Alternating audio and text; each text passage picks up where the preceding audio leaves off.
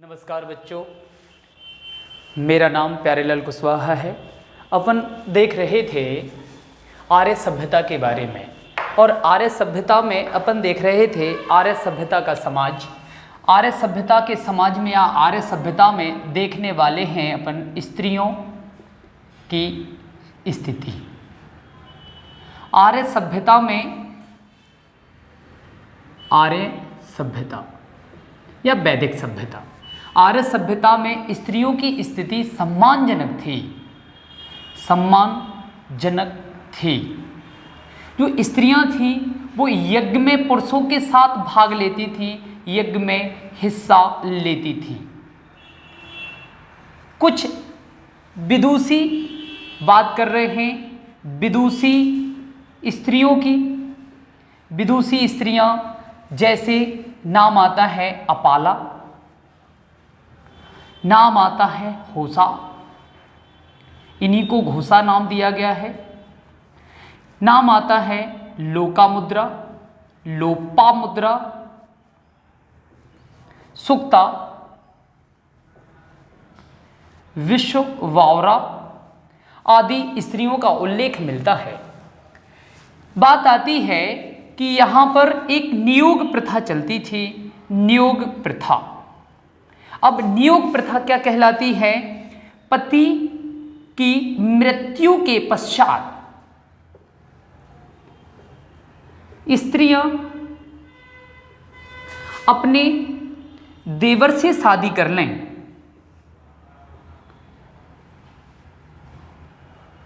कर लेती थी। इसी अवधारणा या इसी प्रथा को नियोग प्रथा नाम दिया गया है।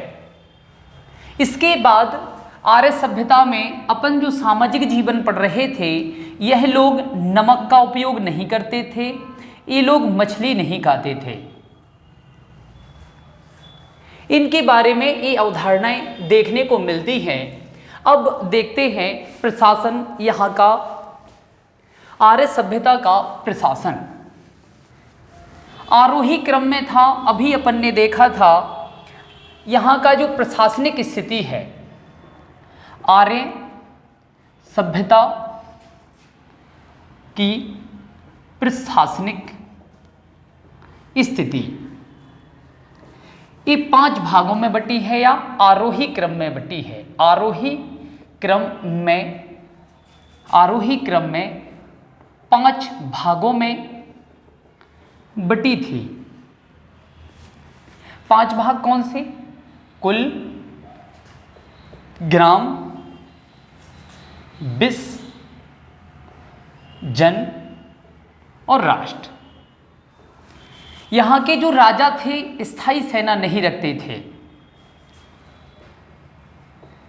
स्थायी सेना नहीं रखते थे।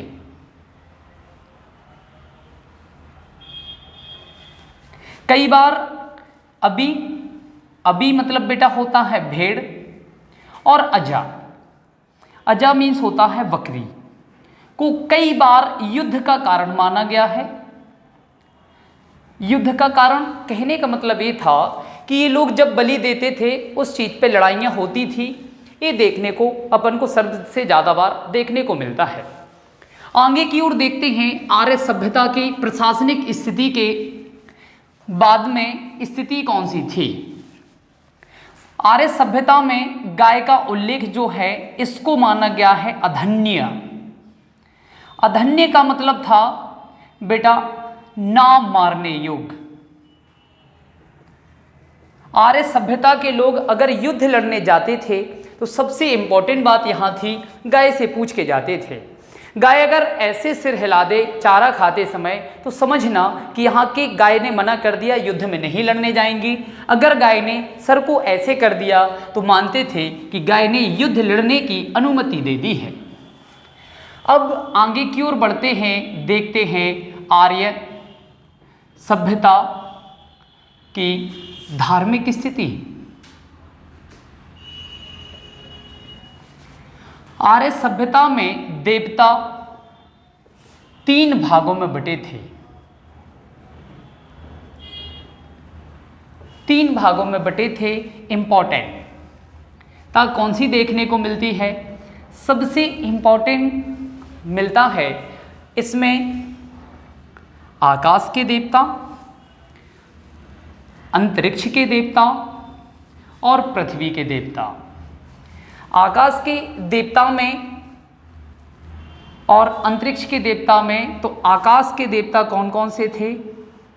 सूर्य, उषा, आदित्य और अश्विन। अंतरिक्ष देवता थे इंद्र, वायु, इंद्र, वायु, मरुत। पृथ्वी देवता में थे सोम देवता, बात करते हैं अग्नि, स्वयं पृथ्वी और सरस्वती। इन देवताओं का उल्लेख मिलता है। अपन अब देखते हैं आर्य सभ्यता की धार्मिक स्थिति में देवताओं के एक एक स्वरूप को, कौन से देवता का जिक्र ऋग्वेद में या आर्य सभ्यता में किया गया है। तो सबसे पहले देखते हैं इंद्र देवता को। इंद्र देवता का उल्लेख ऋग्वेद में बेटा 250 बार मिलता है। 250 ऋचाएं लिखी गई हैं इंद्र देवताओं को। इनको युद्ध कर्ता मानते थे और इन्हीं को वर्षा का देवता कहते थे। इंद्र के बाद दूसरे देखते हैं अग्नि। अग्नि का ऋग्वेद में, अग्नि देवता का उल्लेख ऋग्वेद में मिलता है 200 ऋचाओं में। 200 ऋचाएं लिखी गई हैं ऋग्वेद में अग्नि को, और इनको मानते थे मनुष्य के बीच में और देवता के बीच में संवाद कराने वाला। होम धूप लगाते हैं तो सीधा का सीधा बांधते हैं। तीसरे नंबर पे मानते हैं बेटा वरुण देवता। वरुण देवता को मानते थे ये समुद्री देवता हैं, समुद्र देवता। इनका उल्लेख ऋग्वेद में 12 ऋचाओं में किया गया है। 12 ऋचाएं इनको निरूपित की गई हैं। ऋतु परिवर्तन के देवता या दिन रात के देवता वरुण को माना गया है। इसके बाद अन्य देवताओं को देखते हैं, जैसे घौ सबसे प्राचीन देवता माने गए हैं, सबसे प्राचीन। सोम देवता को माना गया है वनस्पति देवता, वनस्पति। पूषण देवता को माना गया है पशुओं का देवता, पशुओं का देवता। उषा को माना गया है प्रगति की देवी या उत्थान की देवी। मरुत को माना गया है आंधी का देवता, आंधी या तूफान का देवता। विष्णु भगवान जो माने गए हैं, विष्णु भगवान को माना गया है बेटा पालन करता। अश्विन को माना गया है बेटा, जो अश्विन देवता हैं इनका उल्लेख मिलता है विपत्ति हरता, विपत्ति दूर करने वाले या हरने वाले। ये देवताओं का उल्लेख धार्मिक जीवन में अपन को देखने को मिलता है। इसके बाद आर्य सभ्यता में आगे की ओर बढ़ते हैं और देखते हैं कुछ शब्दावली। आर्य सभ्यता की कुछ शब्दावली। शब्दावली में तो शब्दावली और उनका अर्थ। होता, होता, बृहस्पति, बृहस्पति, लांगल, ब्रक, पणी, निष्क, करीस। कुछ आदि शब्द जो मिलते हैं यहां पर मिलता है कि होता का अर्थ था पुरोहित से, होता पुरोहित। बृहस्पति चारा गाह का अधिकारी, चारा गाह का अधिकारी। लांगल जो थे, लांगन को माना जाता है ये हल थे। ब्रक बैल। पणी व्यापारी थे, व्यापारी या व्यापारी अधिकारी। निसिक एक सोने का आभूषण है। सबसे ज्यादा इंपॉर्टेंट अगर कोई शब्दावली है, निषक शब्दावली है, करीस के बारे में बात आती है, ये गोबर की खाद है। ये कुछ शब्दावलियां थी आर्य सभ्यता में। आर्य सभ्यता के बारे में अपन पहले से देख चुके हैं। इनकी राजनीतिक स्थिति देखा है, सामाजिक स्थिति, प्रशासनिक स्थिति, धार्मिक जीवन, अपन ने सारी की सारी चीज़ों को देखा है। अब देखते हैं आर्य सभ्यता में सबसे इंपॉर्टेंट चीज है यज्ञ। यहां पर यज्ञ जो हैं वो 5 प्रकार के देखने को मिलते हैं। 5 प्रकार में सबसे पहले ब्रह्मयज्ञ,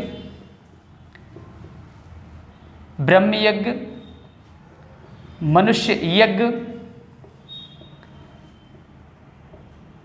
पितृयज्ञ। चौथे नंबर पे जो देखने को मिलता है देवयज्ञ, और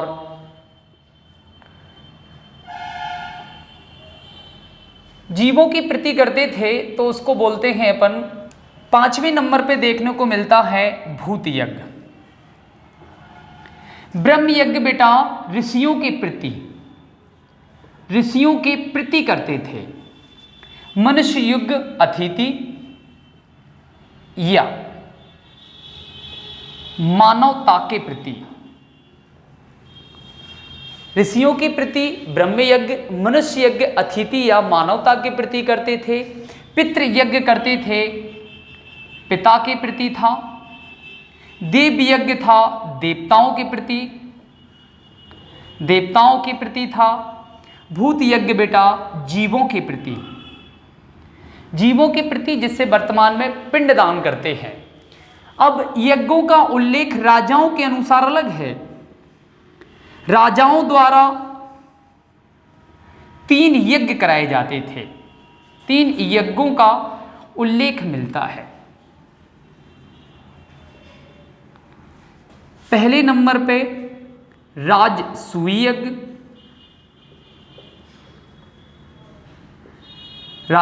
यज्ञ, अश्वमेघ यज्ञ, और तीसरे नंबर पे वाजपेयी यज्ञ। राजसूय यज्ञ जो करते थे ये था बेटा राजा के राज्याभिषेक के समय। अश्वमेध यज्ञ था राजा की शक्ति में पदोन्नति के समय, पदोन्नति के लिए। और वाजपेयी यज्ञ था रथ दौड़ के समय।